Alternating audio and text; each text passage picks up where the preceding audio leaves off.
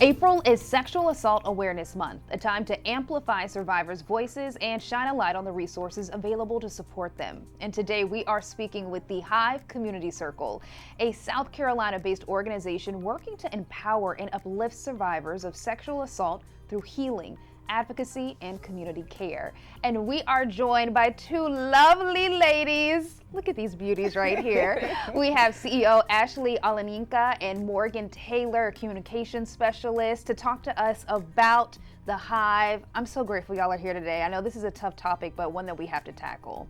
Absolutely. Thank you for having us here. Yes. Okay, so first things first, for folks who may not be familiar with the Hive, can you talk about these services that y'all provide? Absolutely. So the Hive has been around since 2015.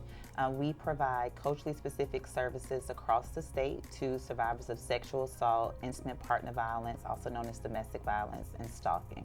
What are some misconceptions, though, that you would like to clear up about survivors? Yeah. A lot of times when we think about survivors, we think they're supposed to act a certain way. We think they're supposed to look a certain way.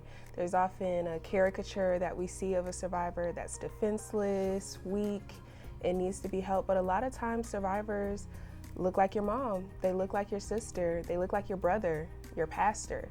A lot of times survivors do not have a typical look or an act, and that causes them to be marginalized.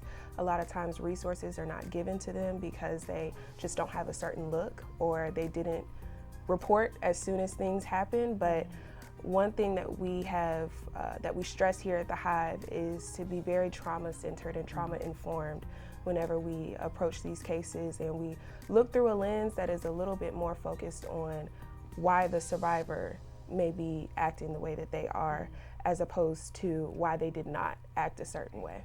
What are you hoping that the community does to support survivors? What would you like to see? How can we help? How can we wrap our arms around them? I believe that the first thing that the community needs to do is to support by not judging, by believing survivors. And that is the absolute number one best thing that anyone can do on any level, because that ability to believe then empowers that survivor to be able to speak out, to be able to make a decision to disclose and seek the necessary resources that they need in order to embark upon their healing journey.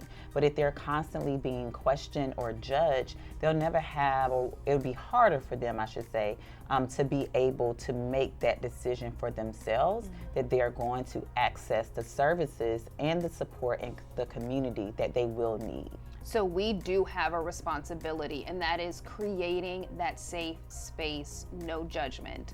The Hive is an incredible organization. I have the honor of being a part of it. I've been with the Hive for a couple of years now. Love it so much. How can people support the Hive? Yes, thank you. That's a great question. So next Tuesday on May 6th is Midlands Gives. This is also our biggest day of fundraising for the Hive. It's the largest day of giving in the Midlands. And so individuals can go straight to midlandsgives.org and type in the Hive Community Circle, and there they can support us in being able to ensure that we continue to make impact in the lives of the most underserved survivors across the state of South Carolina. Yes, I love that. Also, make sure to check out their website as well if you would like to give, or so you can learn more about it. Maybe tell a friend, a family member. This is an incredible organization that deserves our support. We're going to put this interview on our website, WLTX.com. Y'all hear me say it all the time. There's never any shame in getting help. If you need help, make sure you reach out, because there are incredible people like Ashley